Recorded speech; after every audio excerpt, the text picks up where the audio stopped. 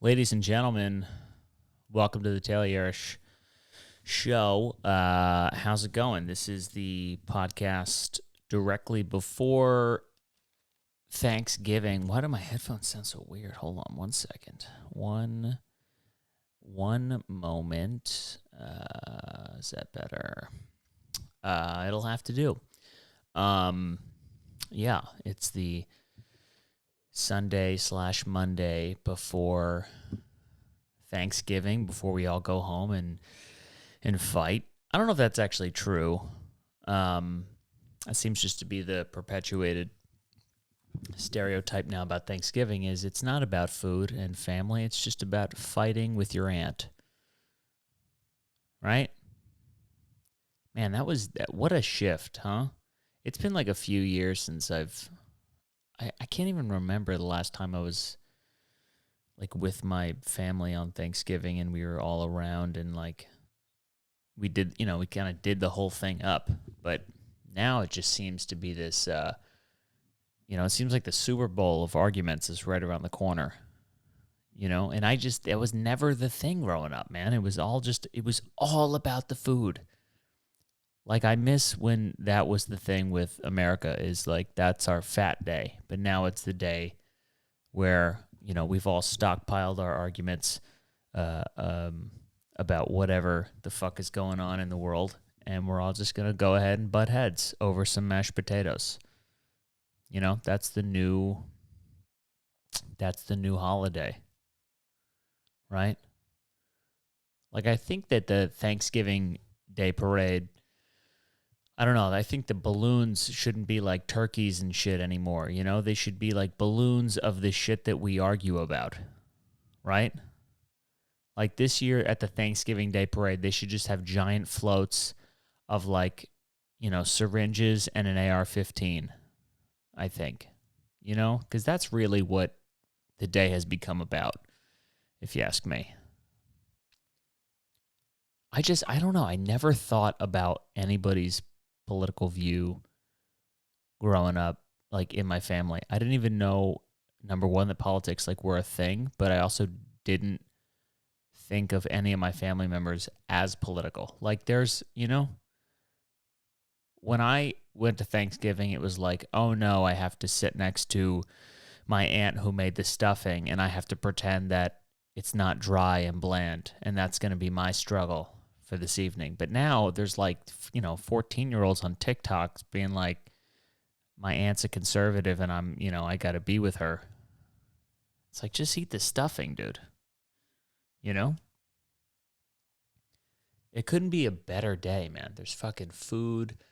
There's football. You're just hanging with everybody. You pack a pair of sweatpants to change into, right? Because you got to bring the sweater for the photos for your mother because your mom wants to have the photos. Maybe you play a little backyard game of football out in the street or something. It's beautiful. It's glorious.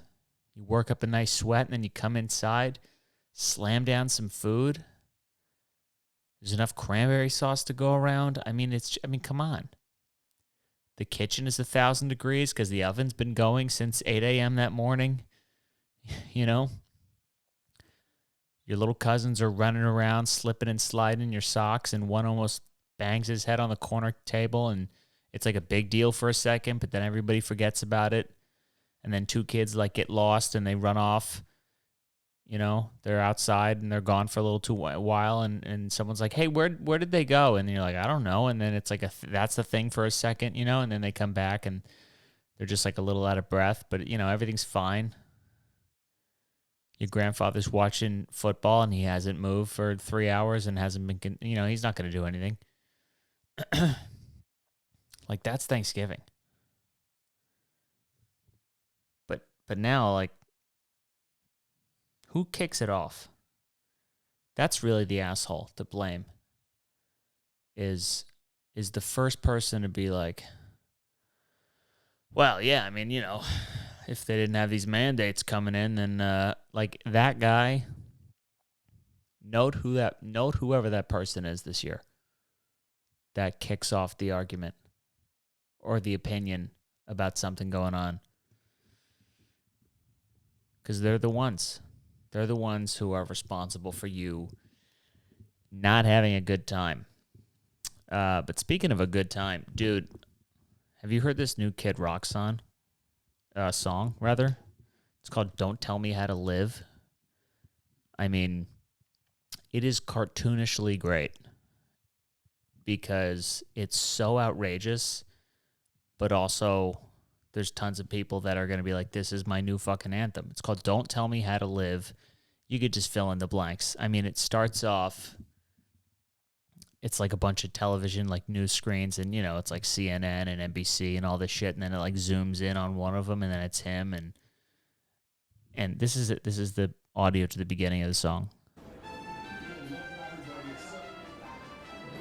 Fuck all you hoes. Detroit till I die, motherfucker. I mean, that's just great, is it not? I don't think I've heard a Kid Rock song. It's been years. I've seen pictures of Kid Rock, and I'm like, yep, that's Kid Rock, and I know he like played at one of the Trump's concerts, whatever the fuck that was, you know, when one of his rallies maybe. And I just don't think I've ever, I couldn't tell you one Kid Rock song. I know there's a famous one. I know there's like a big one that everybody knows. I couldn't tell you what it is. But this has got to be my new favorite one. Come on, the first words are "fuck all you hoes." First of all, the album cover is, I mean, it's so on the nose. The whole song is very on the nose. It's called "Don't Tell Me How to Live." The cover of it is the Statue of Liberty wearing a mask. I mean, yeah, there's no subliminal. That's the thing, man. Like, people are so upset. Even art is going, it's not even like art anymore. It used to be like you would subtly reference something if you were like making a diss, you know, or you're giving like an opinion.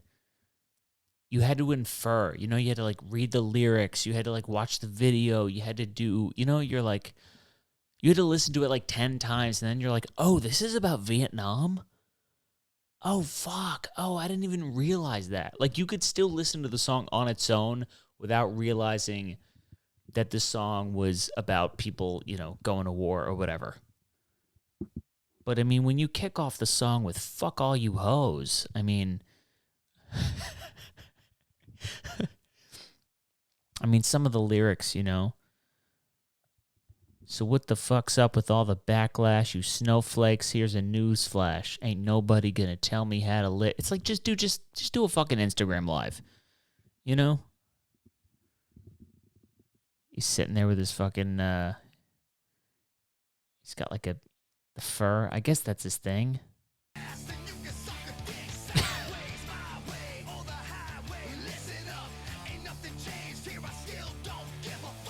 Oh, yeah.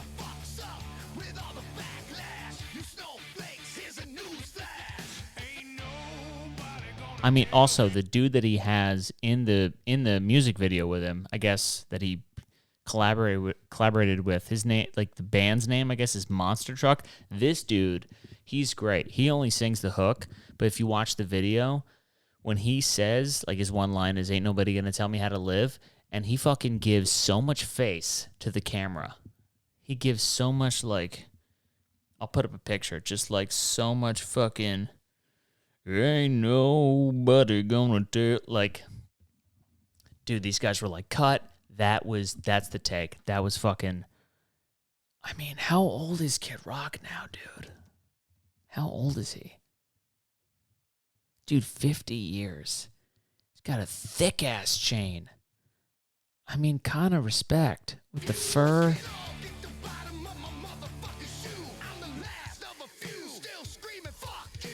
I mean, this is like, this seems like it's an SNL sketch. I bet you this is going to be on SNL.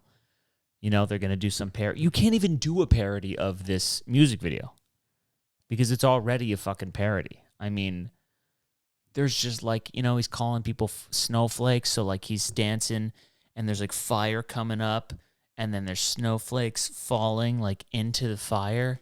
It's, I mean, was this made by The Onion? And then at one point, there's a news thing that says, it's like a little, the headline is Kid Rock joins the space race, and then he's sitting on a rocket that is a middle finger flying to space. I mean, say what you want about his views, but I mean, they just don't make it like that anymore. I mean, what a national treasure. He's on a rocket, but he has wings and he has a pistol in his hand and he's riding the middle finger to space. I mean, come on, man. Dude, he's like he's the conservative Lil Nas X, Not that Lil Nas X is like the liberal, I don't know what his politics are. But in terms of just, hey, let's make something fucking crazy that people are going to lose their minds over, it's genius. I mean, it's got like 1 million views, within like a day and a half or whatever. Like, it's going to blow the fuck up. You have to be somewhat controversial in either direction for anyone to give a fuck anymore. Right? I mean, tell you what, the riffs aren't bad. Look at him, he's just riding to space. It just cuts to a scene in like a bar of dudes doing shots and arm wrestling. I mean, this is the way that he wants to live. He's a fucking bald dude. There's a pit bull wearing sunglasses, Coronas, drinking beer. I mean, listen.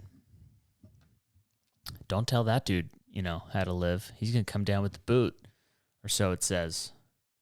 Oh, God.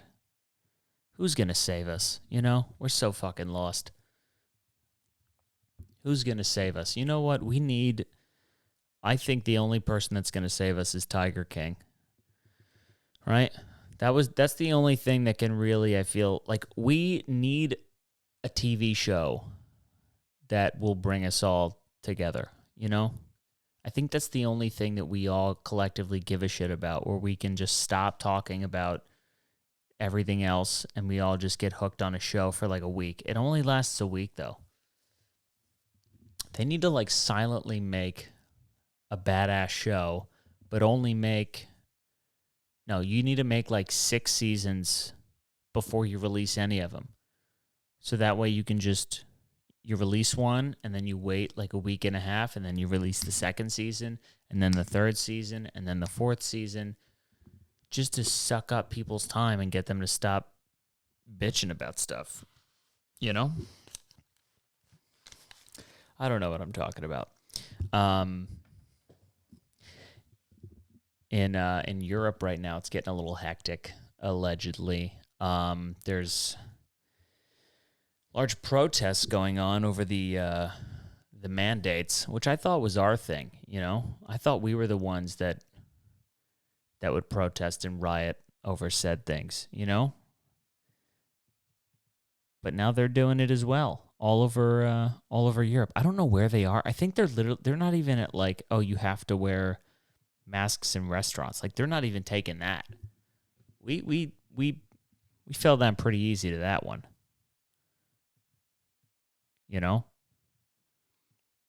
I wonder if Europe, like, I don't know, like with a protest in Europe, I wonder if they're more peaceful. I mean, I guess to stop a protest, you have to do the same kind of shit, like the you got to have the riot shields and the batons and all that stuff, but I don't know. It just doesn't seem like it just seems like our thing, I guess not. I don't know what, what they should do is, if these riots happen, like if they go through next week, they should keep like a live cam of the European protests and riots and American Black Friday sales, and just see if you can tell the difference. Just see people storming over each other and being like, which one is it? Oh my God, someone just got pelted through a wall by a water cannon. Is that a protest? Nope, Black Friday. That's what we do to people who cut the line at Best Buy. We shoot them down with a water cannon.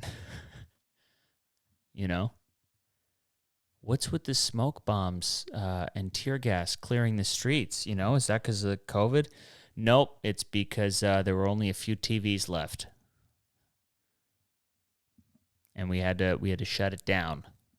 You know, it's fucking bananas, man. It's bananas. It's a shame that people like destroy like that protesting comes with like the destruction of businesses, because getting everybody out into the street, it seems like a good way to, put people out in the community to fuel the economy, to start buying stuff. Like, hey, where's a good place to get a croissant? Oh, you just go down the road there. You take a left at the Wall of Tanks, and it's right there on the corner. Nice little croissant place. Oh, good. Oh, good. I don't know about you. I mean, when there were like protests and marches going on all last summer, like, I was out in the city. You kind of walk I would like to walk in the middle of them from time to time just to kind of get a feel. Like, I never went to one and just actually did it, and I didn't have signs or whatever. But sometimes, like, if I got caught in one, I'd walk for a little bit. And I'll tell you what, walking makes you hungry. Like, you got to, at some point, you got to stop, you got to eat. And I remember, God, I forget where I was working. Oh, you know what? This was in like 2016 when people were protesting Trump. I was working at a restaurant in the plaza, and like it was because Trump Tower is right around the corner from the Plaza Hotel. So people would they would protest and march, and then they would like pop in to the Plaza Food Hall for food. And it's just something so funny about like people sitting down and then like having to like find a way to like prop their signs up. You know what I mean? Like, oh, where should we go? Like, it just kind of made you realize that some of these people are just in it for the spectacle of it all. They're in it because it's the thing that you're doing. It's like, oh, we're going to the march thing, and then we'll march till about 34th Street, but then we're probably going to stop off and get something to eat. It's like, when you're planning in your brunch around the march, I guess that just comes with it. Whatever. Yeah, let's pop in. Ooh, you know what? Oh, the march, the protest, it goes right by Rosa's, that great pizza place. Maybe if we're in the front of the line, we can, it won't be too busy by the time we hit Rosa's, and we can pop off, and then we'll catch back up at the protest when they hit Bryant Park. Let's do that. Oh, man. It's a little ridiculous. Maybe they're protesting over the fact that Pete Davidson and Kim Kardashian, are dating. I know so many people who are like upset about that. Or just like, dude, how's that even possible? It is crazy though. Like, Pete Davidson's my age and Kim Kardashian is whatever. It's not the age thing. It's more just like how do you two, how do those worlds collide? A lot of people are like, what is she saying him? I don't know. He's pretty the opposite of Kanye, if you ask me. Like, he's pretty much the opposite. And I think that's when you go through like a bad breakup, you want just something completely different that maybe will piss off your ex, and that's what it seems like she's doing. And he's just like along for the ride, But these people are like, what, how does he keep, he was with, Kim Kardashian, Kate Beckinsale, Ariana Grande. He's just this goofy, tall, lanky, Gumby-looking dude. But, something's working. He's a very nice person. I met him one time. He came to the restaurant I worked at, and I served him. And the restaurant I worked at was very strict about, no substitutions. And just looking at him, he just seemed like this type of dude to want a substitution. And I was right. He was. And he came in and he was like, oh, can I not get this on the burger? Can I add this to the burger? And I was like, hey, just so you know, you can't. I don't care that you've been on SNL. And it wasn't even just him. It was him. It was Judd Apatow, Derek Gaines, a few other like comics. And I was like, yeah, you guys can't substitute anything, even though, knocked up was amazing. You still can't get lettuce and tomato on the burger. It just doesn't come like that. And they were they were nice. They were nice. Judd Apatow was a little, he's a little snooty, but, I've actually heard that about him. I heard he's like kind of a dick or whatever. I could be wrong. I don't know him. But my point is that he seemed like a good guy. Did I actually have a full-on conversation, or did I just take his order? Yeah, I just took his order. But you know what? I'm judging off of that. I think you could tell a lot about a person by the way they treat their waiter. And there's a lot of flippin' assholes out there that just are so entitled,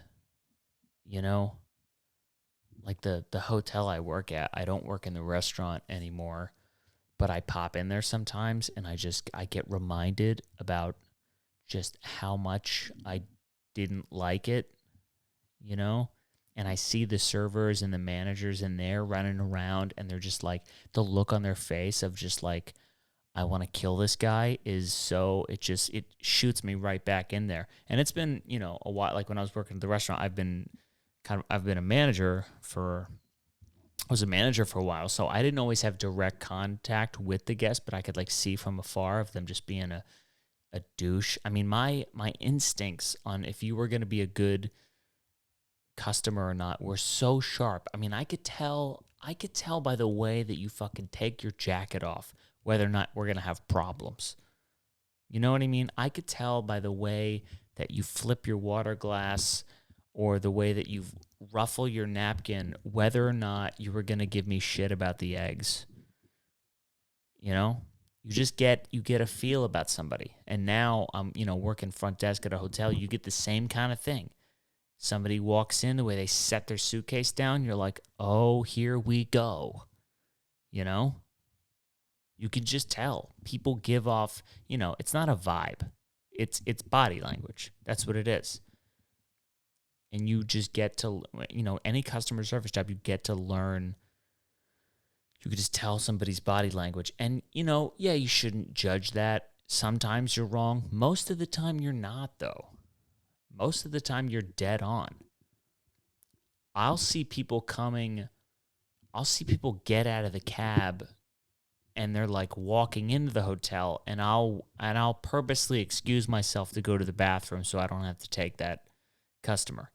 I do that quite often.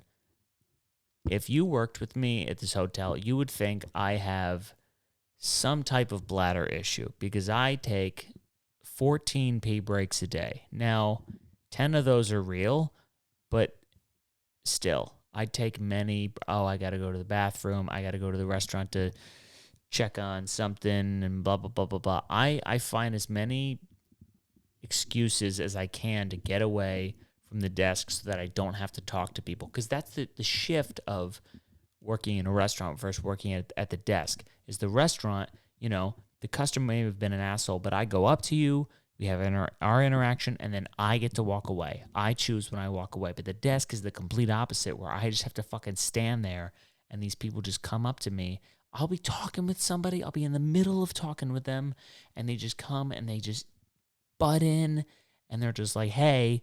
And I'm like, I'm fucking talking with somebody. Dude, if people would never do that to you anywhere else but just in that kind of environment, If you have a tie on or if you have a name tag and you work at a place, people just don't get that you're still a fucking person, And I'm getting to that point because I'm on the way out. I mean, my last day is in less than a month, where I got nothing to lose. So I'm getting increasingly like, I'm not being like dismissive or snooty, but I am being sarcastic, and I'm being, how do I put it? When people raise their voice at me, I just give them nothing back, Dude, the whole customer is always right thing, that checked out 2 months ago. Okay? That no longer is a part of my ethos. Let me tell you, the customer, often wrong. I'll say most of the time. They're wrong in, I'm not saying that the way they feel is not the way that they feel, but they shouldn't feel that way. Or the way that they feel is fine, but then the way they choose to act on how they feel, that's where you're wrong. Just because you feel a certain way doesn't make you entitled to act a certain way.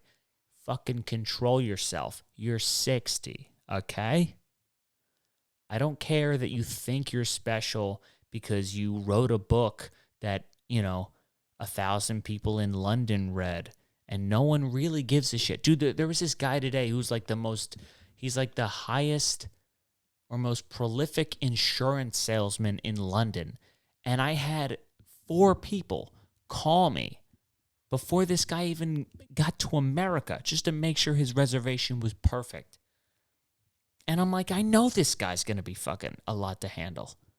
The fact that I'm speaking to 4 separate people, I got a travel agent, I got his assistant, I got fucking everybody calling me about this goddamn guy. And then he gets here and he's one of these people who kind of like, he'll speak to you and he'll say something. He's asking you for something, but he's kind of just saying it and waiting to see if you're going to be like, actually, no, we don't do that. Like you want, check-ins at 3:00. You come in at fucking 9 a.m. and you're like, I'm checking in right now. Okay. And it's like, well, no, you're not, because check-in's at 3. Okay. I don't care that you wrote a book. I don't care who you are. I don't care that you sell insurance. Dude, who just sells insurance and that's like a badge of honor? But apparently it was a big deal. Like this guy, I Googled him. He's like got pictures with Boris Johnson. Not that means anything, but like, I didn't know. Maybe it's a big thing over there. I don't know. Maybe in selling insurance, that's like that's like a big thing. He sold insurance and then he wrote a book about selling insurance. That's got to be the fucking most boring book that it's out there, right? Selling insurance? What's it called? I don't want to drop this guy's name. Not that anybody, would listen to this and then go find this guy. Yeah, Peter. Fuck it. Peter Rosengard. That's his name. The Adventures of a Life Insurance Salesman. The Adventures. No. Yeah. Anyway. Oh, he's 74. Yeah, he's 74. He's got like a wonky eye. He's just a lot, And I know I'm really just getting into a part of my life that will not be a thing anymore in a while. But you know what? Sometimes it just goes. That's the direction that the podcast takes. It just you're thinking about something and it's on your mind. You just want to vent about it a little bit. And sometimes you got to do that. It's my podcast. I'm going to be a little bit indulgent here. Okay. I'm not making anybody else listen. If you don't want to listen about me bitching about the hotel or restaurants, then, you fucking skip this episode.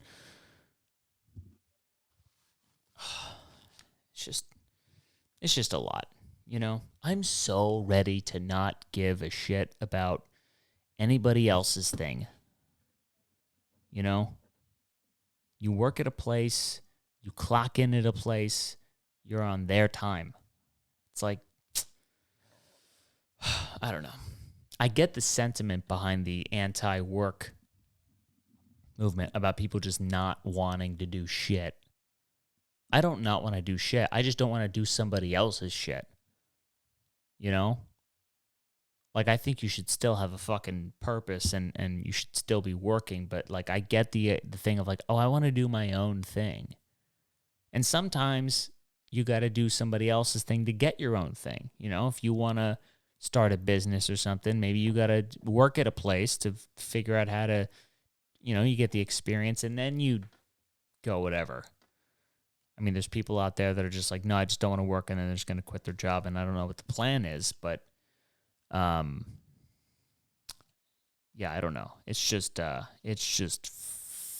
frustrating.